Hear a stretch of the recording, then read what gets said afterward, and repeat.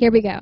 So this is the device that helped me navigate open mics, and it's a looping station. It is not a recorded. Actually, I want to show real quick. I do have one thing pre-recorded, and I was doing a contemporary opera with loop station, and I was doing a skit about Doritos. So we have some chips in the background so that I could ramble literally 150 different flavors of Doritos with thoughtful backing.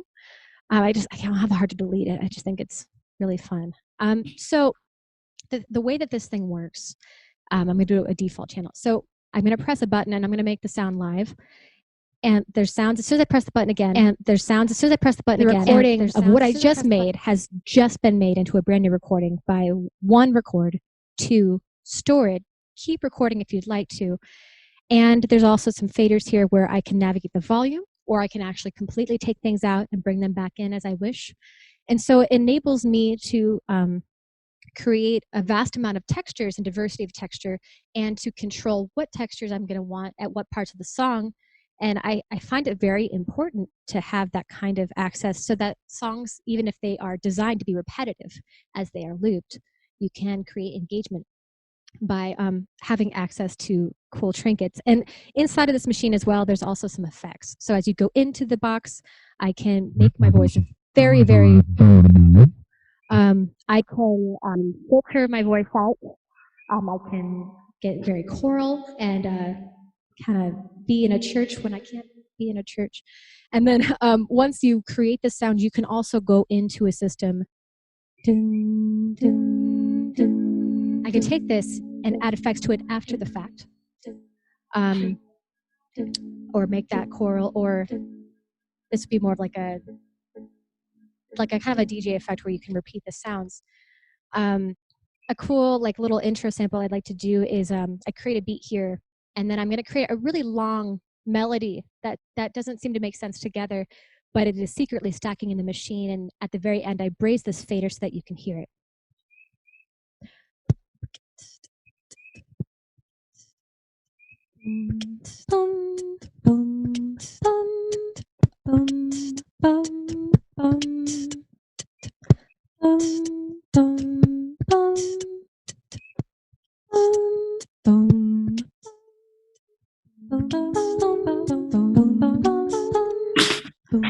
So it's really fun to mess with.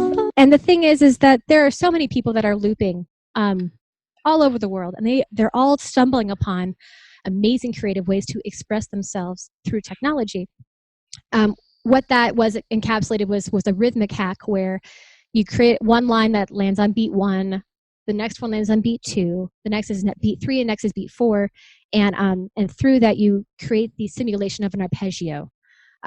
So the thing is I've made, I think, about 5-6 hours of looping arrangements that I've made over the past 6 years. And before I get into whatever questions anyone has about this technology or anything else, I'm going to do, it's one of my favorites is an En Vogue song called Never Gonna Get It, or My Lovin'. And the way that I can do this song in this loop station is I can go into each bank and I can assign how many measures are going to be inside of each bank. And I don't want them all to be the same for this song because there's not too much bass line I need. There's repetition there. So I want to minimize how often I have to repeat myself by making sure to make these smaller. So I have this one as 2 bars. These 2 each are 4 bars. So this one is going to express my my verse, and it's going to back up my verse. This bar is going to go into my pre-chorus. And so I set all of that up in the intro so that when I go through the song, I have it ready to go. Over here, I set up the hook so that when I hit the chorus, I've got some backup singers ready to just sing backups for me. And then inside of the song, as I'm halfway through it, I go and I arrange an extra sort of backing vocal here. And so I'll try and kind of point layers as they're building with my fingers while the song is being performed. And I also like to use the bass effect for my beatboxing, because otherwise I sound like a chipmunk, and I try to pretend that I don't sound like a chipmunk. So here we go.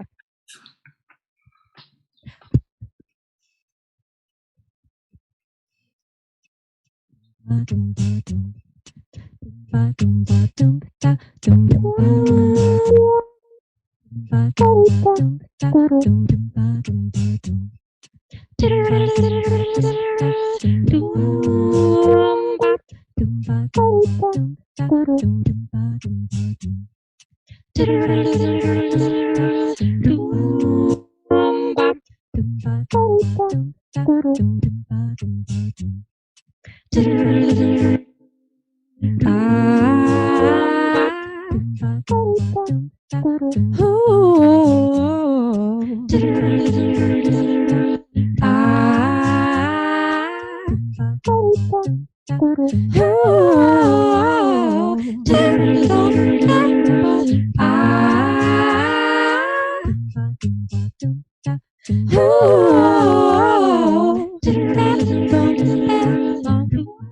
you're never gonna get it. Never ever gonna get it. No, you're never gonna get it. Never ever gonna get it. I remember how it used to be. You never were this nice and care for me. Now you're talking like you made a change. Boy, you're talking, the more things sound the same. What makes you think you can just walk back into her life without a good fight? Oh, I just sit back and watch you make a fool of yourself. You won't be hearing her saying, no, you're never gonna get it. Not this time. Never ever gonna get it. My love can't. No, you're never gonna get it. Had your chance to never ever change. No, you're never gonna get it. Not this time. Never ever gonna get it. My love can't. No, you're never gonna get it. Had your chance to never ever change.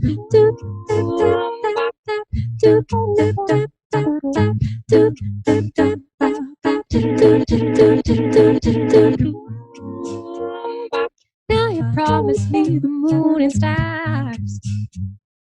Save your breath, you won't get very far. Gave you many chances to make changes.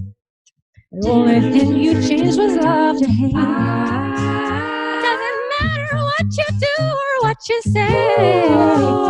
She don't love you, no way. Maybe next time you give your woman a little respect. You won't be hearing her say, no, you're never gonna get it. Not this time. Never ever gonna get it. My love, baby. No, you're never gonna get it. Had your chance to never ever change. No, you're never gonna get it. Not this time. Never ever gonna get it. My love, baby. No, you're never gonna get it. Had your chance to never ever change.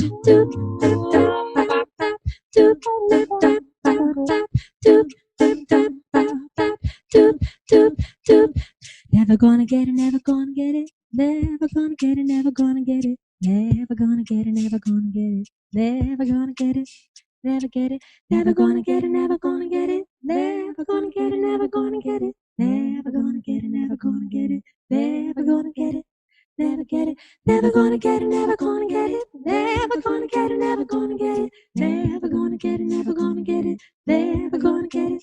Never get it, never gonna get it, never gonna get it, never gonna get it, never gonna get it, never gonna get it, never gonna get it, never gonna get it, never get it, never gonna get it, never gonna get it, never gonna get it, never gonna get it, never gonna get it, never gonna get it, never gonna get it,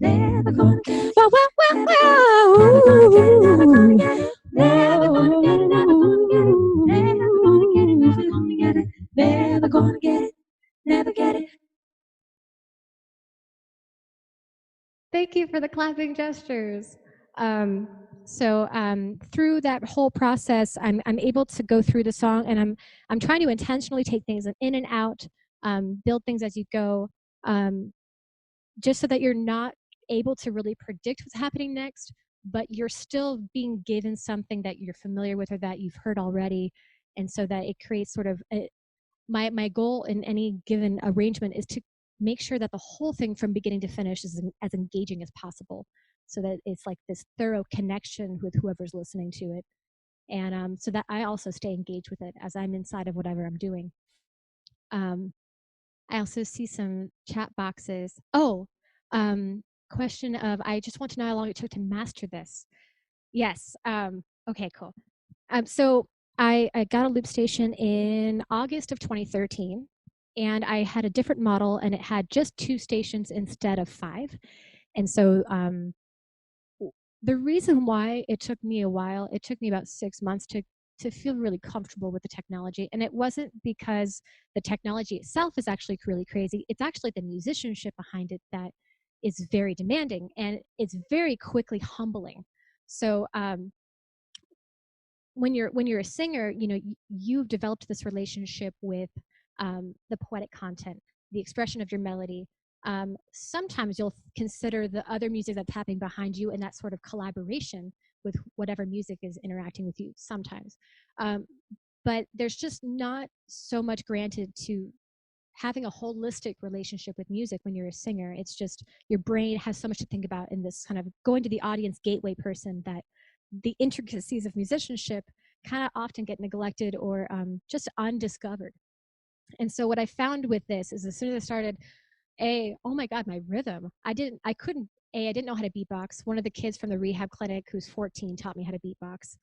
And I haven't tried to apply any more concepts since I first learned it, except for I do love using a consistent hi-hat as often as possible, just so that I don't get thwarted by missed subdivisions. But I just found that my rhythm wasn't really good. And so I had to sit with a metronome a lot more than I thought I needed to. Um, and that makes a big difference to hang out with metronomes. And even if you're not harmonizing with yourself or beatboxing, like if you're just singing a melody, it's really great to have a metronome just so that your whole relationship to your breath and your phrasing and your pressure all can hit the things at the right time. And the entire phrase is supported by your whole body and not getting kind of lost in confusion, which is automatically going to just sabotage your whole breath system. Also intonation, ironically. And Holly, can I just chime in there? oh yeah. Students who are on this, did you all just hear someone who's way cooler than your professors advocate for the use of a metronome? I just want to draw extra attention to that statement. That's all. I could cry. I'm so happy. It's just, oh my gosh, it's so beautiful. Thank you. I did not pay her extra to make her say that or anything. She just said it on her. Oh my gosh. Thank you. Continue. Truer words have never been spoken. Now we should pay you extra, though. Just okay. So another thing is, ironically, and Ben will attest to this. In college, I was like the pitch guru. Like I gave pitch for choir. I could barely sing with choirs when they were shifting in pitch. I would start doing this with my neck, and I was called out by Dr. Copley. She's like, "Holly, you got to stop putting that on your face. Like you got to just figure out how to descend a pitch by a quarter tone and be okay." And so it was extremely surprising and humbling to find that when I took a break from daily choral singing, from daily relationship with pitched instruments for the 3 years, when I came back, my memory of pitch, my sense of intonation was practically gone. And I didn't know until a year into trying to do gigs and performing with people. I was known as the girl with bad pitch when I was starting this career. And no one told me. But I was at a session one day, and the producer at the save, he's like, your pitches are sharp. And it was like an explosion in my brain. And I went back to videos where I thought the bass player wasn't in tune, and it was me. I was like, how do I fix this? This is oh my God, this is catastrophic for someone who has ego associated with pitch. So what I found was helpful in navigating intonation, tuning apps. Honestly, like just because you've tuned guitars doesn't mean you can't tune vocals. And it's not just playing a piano note and singing to it, because that's not going to fully engage your ability to discern whether your pitch is accurate or whether you really can align with it. So I do like singing and tuning apps just to kind of navigate, like, am I remembering C accurately? It probably, maybe not. Another thing that I found even more helpful is practicing with drones. And part of it is, it's not just a matter of really sitting in, the root and the fifth and kind of interacting with it, but just as much as the automatic pitch centering, the distance between your intervals are so important in intonation, and your ability to know what a fourth feels like and what a third feels like. And those intricacies are surprisingly in depth. I mean, like you think a quarter tone is hard to hear, but then I took a microtonalism class, and then I found out like you can discern being 5 or 6 cents off. Your ear actually can be trained to discern that small of a gap in pitch. And And it's also, I have to say, you don't just climb the mountain and then you don't just hit it and you sit there. You really have to invest. At, this ongoing practice of your relationship to intonation. And when you're in school, there's an advantage that you're having a daily practice. So that's great, but it's like there's a huge rabbit hole of navigating your clarity of pitch. And if I didn't do that, these arrangements would not sit as well because you would have these really cool chords and these really dissonant intervals, and they would just sound like they're slacking off. I also didn't realize that my diction wasn't very strong, and I had to go through a lot of post voice coaching after graduating to retrain how vowels sit and how consonants sit, and how to breathe and how breath pressure works. And these were all things I'd never learned in college getting taught by an opera teacher. And it's not to discredit her, but it's just that just because you've taken 3 years of voice lessons does not mean there's not a ton more information, and that you could be taking 12 years of voice lessons and you'll still learn more about how to sing. It's consistently humbling. And if you get used to being humbled all the time, then you'll learn so much. Oh, and then I see this question about Ableton Live. I've actually, ironically, I've been very shell-shocked about technology, and it takes me a long time to add new things to my rep. So I have not even touched Ableton Live, but I've been told for a very long time that I should. I did buy a small keyboard that I sometimes use an attachment to the loop station to add a different kind of bass line texture, or if I don't want to spend a minute and a half using voice to lay down a triad, I'll just play the triad on that keyboard. So it just depends. And then creating arrangements. I do have an organization system. I have a handy one that I can share screen with real quick. Let me see here. Cool. So real quick, I do Mad World on, if I can share this guy, you can all see this. This is sort of the system that I use for remembering how to put things in a loop station. So got to know the key, because if you're not by yourself and you have anyone that you're working with, that's the first thing they're going to ask you, and they really need to know that. And if you don't know that, they will judge you. So it's best to avoid judgment for that, for just a really easy out. And then the loop station comes with 99 places that I can store how many measures I want, or like what effects I want. So I usually use the first one as often as possible. I like to write down what chords I'm working with in case I want to use a synth and be able to play it and read it, because I can't remember 150 chord progressions. Okay. So, and then here I have a channel summary where I talk about which effects I want to use for this arrangement. And then here I kind of created a sort of pseudo looping bank kind of, and this is all just on Microsoft Word. I'm sure there's probably way better technology ways to store this information. But I show here that I put my beatbox here. I show that I put 2 chords in this bank, 2 chords in this bank. After the chorus, I sing Mad World in lyric. And at the very end, I add something here. And I also kind of create my own little sheet music so that I can sight read the notes as I'm moving through the chords, because I don't always remember what part of the chord I'm going to sing, because I don't always know if I'm singing the 3rd or 5th chord, as much as I try to have that kind of information memorized. So, it's like, as long as I have my tonic, you're going right back to do, re, mi, me, fa, so in your head, and like, okay, as soon as I start, I'm going to start with May, and then I'm going to go to Re, and then I'm going to be at Do, and then I'm going to set myself up so that I can still sing Do on the next line. However, I do these different lines, but that way I'm not giving myself extra work. I can allow that horizontal line of sound to work for me and not against me. And then sometimes I'll lay down like, okay, how am I going to, which loops am I going to use? I'll use 1 and 2 here. Okay, in the chorus, I'm going to do 1 and 3. And then after I've done this like 50 times, I don't need this anymore, but it's really helpful in case you maybe take time off and you get back and you're like, I can't remember what the bass line was for this song. So that I have, many of those kind of documents. And for getting started, what should someone look for equipment? I'll jump off. Yes. How do you go from, okay, I like this song, to I'm performing it on a loop station? Like, what's that process of arranging? Great question. It's different for every song. And hi, so cute. So Oh, for every, I just gotta say hi, so cute. sorry. It's He's okay. crashing It's the okay. I forget. No, because he's whatever.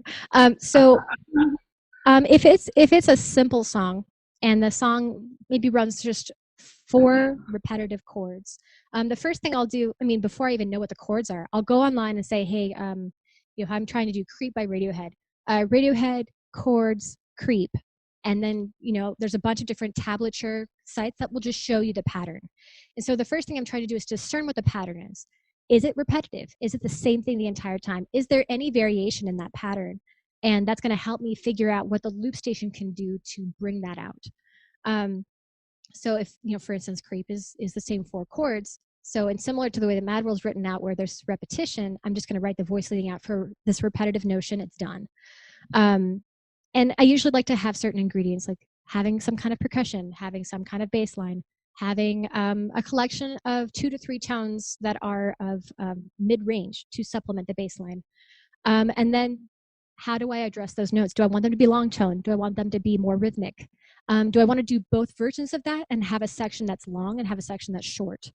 So those are kind of more logistical questions. And then some of these songs do not do the 4 chord thing. And so, if we go back to that Mad World example, for this one in particular, the design of that song, if you can see here with the chords are listed, right? The A section has got these 4 different chords. However, the B section has a repetitive notion of 2 of those chords out of 4. And it's the first one and the 4th one. So then I'm solving a puzzle. How do I save time in creating this where I have some redundant information? So that's why I have the first 2 chords in a channel and the second 2 chords in a channel, because that way, when I'm in the chorus, I can start this guy and then I can switch the fader to hear this guy at the end of that phrase and toggle it back and forth faster. And then that allows me to navigate these different sections where you don't have to hear the chorus section again, because it's going to take me 45 seconds to lay that down, and that you'll lose your audience if you're not careful about what content's redundant and what content can be repurposed, or it's really kind of picking your battles on what do I absolutely need to lay down that's novel, and also is this too complicated and should not be looped, because that also happens. And I tried to arrange Mr. Sandman on Loop Station. It can be done. It's not worth it. I've only performed it one time because there's just too many transpose buttons to navigate harmonic redundancies where you can repurpose one bass line over this part, and then if you modulate this up a third, you can do that over this bass line, and it's just a lot of energy. So for the most part, you just have to find out if the pattern is worth putting in a loop station, or if you just need to find a live person to sing that song with. What was crazy to me when we were watching you was how often you were grabbing 4 or 5 buttons at the same time. And yeah, humbling process. So like, what is that how do you practice? How do you go like? Sometimes in certain documents, I will write down, take channel 3 out, or undo that button. Because also, if you noticed in the En Vogue arrangement, in the middle of the song, I deleted one of the channels because I needed to put new information in that channel later. So it's one thing to say, hey, I need to remember my voice leading. I need to remember what the notes are. I need to remember where the beat goes. But just as important is I need to remember how to transition these sections quickly. Because what I find a lot of times when people are just starting out looping is they get really caught up in just one thing at a time. Like, okay, my drums are done. Okay, what do I do next? And then you can like see them trying to remember for 5 seconds. Okay, I got to get my bass line down. But what I want to do is close that gap so that I'm programming my brain to think, okay, when I'm getting that last note of that or that last beat, I need to come up with that F sharp right away. And that's part of the momentum of the piece is thinking about the real horizontal actions, and that also the buttons are part of the arrangement of like, hey, channel 3 is going to need a filter, so I better put my finger up there when I'm about to also press channel 3 to start, so that you don't hear any delay in getting that effect alongside that channel. So it's a lot of trial and error. And the more you do it, the less you feel like you're overwhelmed by the amount of information you have to process at once. I've gotten to the point now where I can arrange one of these songs within a day of a church gig and have never sang it before, and somehow am in front of like 100 people doing this brand new looping arrangement. And I'm like, I just hope I remember all the voice leading and the section changes, and that the document that I have made to prepare this is going to serve me in real time. I mean, gosh, you guys sight read 4-part contrapuntal voicings. I mean, that's a similar recipe. It's extremely intense and takes a lot of practice. But once those patterns become normal to you, it's just like, oh yeah, I've seen that before. It's not a big deal. But I still would be really overwhelmed having that in front of me to this day. That's great. I do see a question about equipment, unless there was an extra point. Oh, no, I was just going to draw your attention to that question because I'm curious too. Oh, yeah, you're like okay. a virtuoso on that thing, and I'd be scared to touch like one button.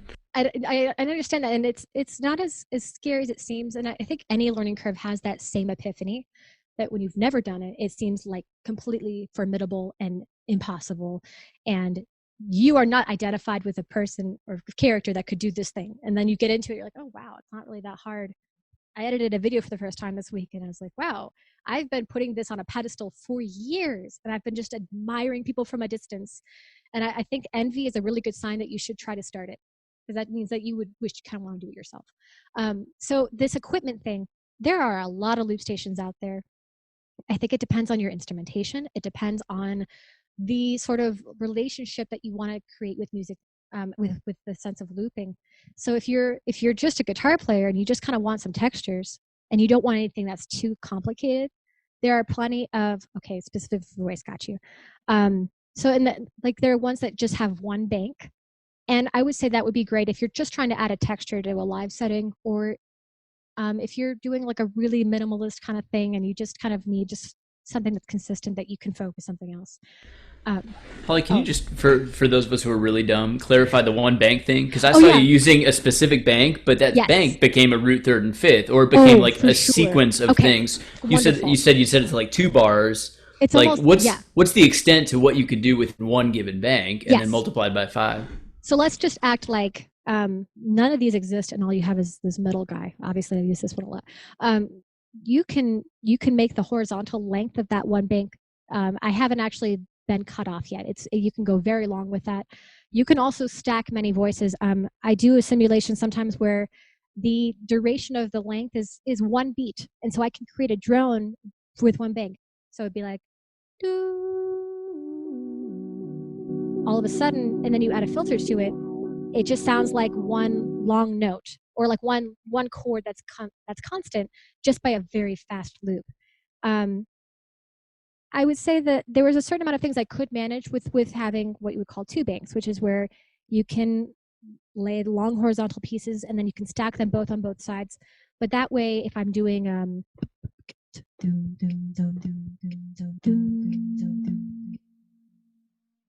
in the wrong bank, but let me go to a more simple bank, because these ones, this channel is pre-programmed where they're different lengths. So I would have to go to channel 1.